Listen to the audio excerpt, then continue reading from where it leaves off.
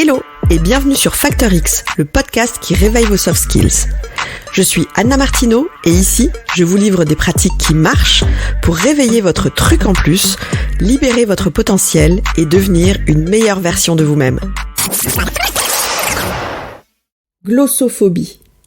Je ne sais pas si vous connaissez déjà ce terme, la glossophobie. En tout cas, ce que je sais, c'est que même si peut-être le mot ne vous dit rien, en réalité, vous savez exactement de quoi il s'agit. Parce que la glossophobie, c'est cette peur qui vous paralyse et vous provoque des sueurs froides, des nausées, maux de ventre, la gorge nouée, la bouche sèche, le cœur qui s'emballe, et tout ça dès que vous devez prendre la parole en public. Alors c'est vrai, c'est pas facile de gérer son trac quand des dizaines, voire des centaines de paires d'yeux sont braqués sur vous. Alors rassurez-vous, si vous êtes victime de glossophobie, vous n'êtes pas un cas isolé. Près de 75% de la population ressentirait un degré plus ou moins élevé de peur à l'idée de prendre la parole en public. C'est une phobie qui est extrêmement répandue. Même l'immense chanteuse américaine Barbara Streisand a refusé pendant des années de chanter sur scène par peur d'oublier les paroles, vous imaginez ? Alors, la bonne nouvelle, c'est que dans cet épisode, je vous donne 5 clés pour vous aider à vaincre votre peur quand vous devez prendre la parole en public. Alors, à vos écouteurs, c'est parti! La clé numéro 1, c'est qu'une intervention en public, ça ne s'improvise pas, ça se prépare. Vous avez évidemment déjà entendu ce conseil et ça reste la base pour toute présentation réussie. Si vous avez écouté l'épisode 10, on y parle justement beaucoup de la préparation. Je vous remets le lien dans les commentaires de cet épisode. Courez l'écouter. Après celui-ci, vous allez y retrouver plein de pépites pour la préparation. Préparer votre intervention, ça se traduit par plusieurs étapes. Déjà, évidemment, rédigez votre intervention pour mettre au clair l'enchaînement de vos idées en termes de structure. Ensuite, répétez votre texte. Mais attention, ça ne veut pas dire apprendre par cœur, évidemment, on n'est pas à l'école. Ce qu'il faut, c'est que vous ayez en tête la trame de votre discours pour pouvoir l'adapter en fonction des réactions de votre public. Vivez pleinement votre présentation. N'hésitez pas à y ajouter des anecdotes personnelles peut-être pour que votre public puisse s'identifier à vous. Ensuite, travaillez aussi vos tics de langage pour supprimer ces petits tics, par exemple les E. Moi, je sais que je fais pas mal de E comme ça instinctivement et je m'entraîne beaucoup pour les éviter au maximum. Ensuite, préparez votre support. Évidemment, vous allez projeter quelque chose en général, mais s'il vous plaît, prenez le temps de préparer un support synthétique. Limitez au maximum les phrases.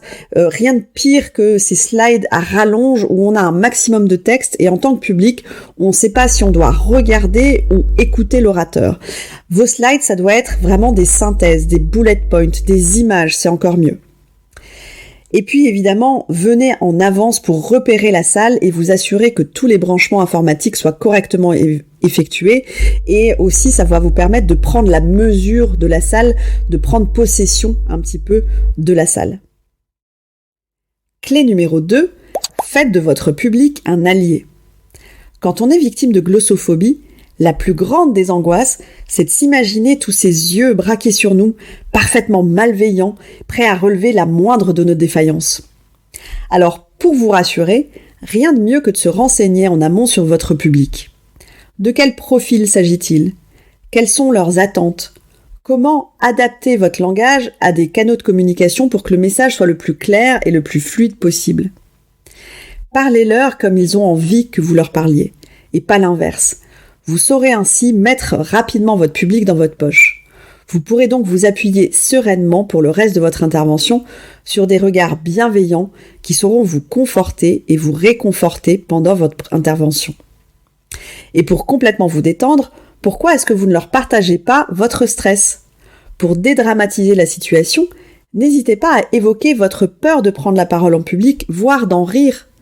Rappelez-vous qu'au moins 75% des personnes qui sont présentes dans la salle vont être admiratives de votre courage d'avoir malgré tout osé franchir le pas.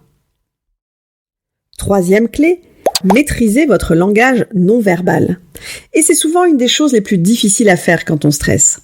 Parce qu'en plus de devoir vous concentrer sur ce que vous dites, il va falloir penser à ce que votre corps transmet comme image. Comment être convaincant dans ce que vous dites si votre corps traduit votre stress? Le corps influence votre esprit et donc les deux doivent être parfaitement alignés pour que vous soyez convaincant. Pour y parvenir, concentrez-vous d'abord sur votre voix. C'est votre assise auditive qui va traduire votre charisme et votre leadership. C'est elle, votre voix, qui en premier va pouvoir captiver votre public. Ensuite, concentrez-vous sur votre regard. Le contact visuel est essentiel. Ne passez surtout pas votre temps le nez dans vos notes. Votre regard doit circuler dans la salle de manière à ce que chaque personne se sente regardée, à ce que chaque personne se sente incluse dans votre champ de vision. Et si cet exercice vous stresse ou ça vous semble compliqué au début, trouvez une personne dans la salle, une personne au regard bienveillant et faites comme si vous lui parliez à elle. Ensuite, maîtrisez aussi votre souffle. Apprenez à respirer. De grandes respirations vont vous permettre de vous détendre et vont offrir en même temps un court répit à votre public pour qu'il puisse assimiler ce que vous venez de lui dire. N'ayez pas peur du silence. Bien maîtrisé, le silence va renforcer au contraire votre présence sur scène. Et enfin, concentrez-vous sur vos mains. Vous pouvez simplement les laisser le long du corps, ouvertes, les paumes tournées vers le public.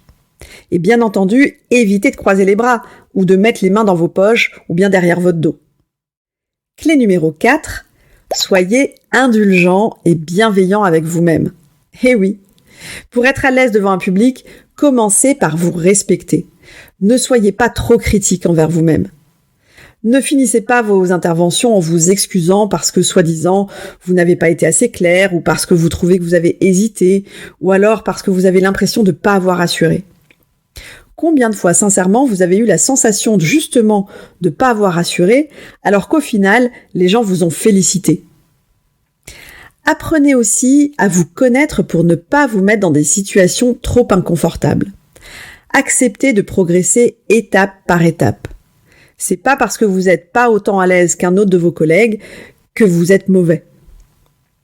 Acceptez aussi votre stress. Et oui, il est présent, c'est comme ça. Et vu qu'il est là, le but n'est pas de le faire disparaître, mais plutôt de faire avec. Ce stress ne doit pas devenir un feu qui vous dévore, mais plutôt un feu contenu qui vous motive. Et enfin, la clé numéro 5, c'est de progresser en vous formant, tout simplement. Avoir conscience de votre stress et de votre peur de parler en public, c'est déjà un pas essentiel pour progresser. Et devenir un orateur à la fois bon et convaincant, eh bien ça ne s'improvise pas. Ça nécessite un réel travail. Si vous voulez vraiment être plus à l'aise en public, bien vous former avec des pros, ça va être un passage obligé pour vous. Dans ce type de formation, vous allez avoir l'occasion de vous voir parce que on est toujours filmé. Ça paraît logique. Alors je sais, quand on sait qu'il y a une caméra, en général, on n'aime pas trop ça. Mais moi, je vous dis que c'est génial. Oui, c'est génial qu'il y ait cette caméra parce que oui, vous allez vous voir. Et normalement, en tout cas, ce sera le cas si vous choisissez la bonne formation, vous allez surtout vous voir progresser. Et c'est ça qui est juste génial. Alors, si prendre la parole en public est un vrai enjeu pour vous, courez vous inscrire en formation, vous m'en direz certainement des nouvelles. Avant de nous quitter, passons à mon challenge de la semaine. Et cette semaine, je vous propose de faire comme si vous étiez en formation. On vient de le voir, le meilleur moyen de progresser, c'est de se voir faire. Et je sais que vous avez tous une caméra. Alors je vous imagine déjà en train de froncer les sourcils et en vous disant « mais qu'est-ce qu'elle nous raconte encore ?» Mais si, je sais que vous avez forcément une caméra parce que vous avez un smartphone. Et mon challenge de la semaine, donc, c'est de vous entraîner à répéter votre prochaine présentation en vous filmant. Placez votre téléphone sur une table, enfin quelque part où vous pourrez capter l'image, de préférence en champ large. Et filmez-vous pendant vos répétitions. Répétez une première fois, regardez le film et identifiez une seule chose que vous voulez améliorer. Et s'il vous plaît, faites-moi confiance, n'identifiez qu'une seule chose à la fois. On l'a vu tout à l'heure, on va progresser étape par étape. Donc, répétez encore une fois et vous allez voir, en regardant la vidéo la deuxième fois, que vous avez probablement déjà progressé sur le point que vous venez d'identifier. À ce moment-là, identifiez maintenant un deuxième élément où vous voulez progresser et répétez encore, et ainsi de suite. Si vous voulez progresser vite et bien, je vous conseille vivement cet exercice. Et je sais bien que vous êtes probablement comme la plupart d'entre nous, vous n'aimez pas votre image. Je sais, personne n'aime se voir. Mais faites-moi confiance, c'est le meilleur moyen pour progresser rapidement. Il me reste maintenant à vous souhaiter un bon entraînement et je vous donne rendez-vous la semaine prochaine. Dans le prochain épisode, on va pitcher ensemble. À très vite! Si cet épisode vous a plu, le meilleur moyen de me le dire et de me soutenir, c'est déjà de vous abonner au podcast et ensuite de me laisser un avis 5 étoiles. Ça va vraiment m'aider. Alors d'avance, merci pour ça.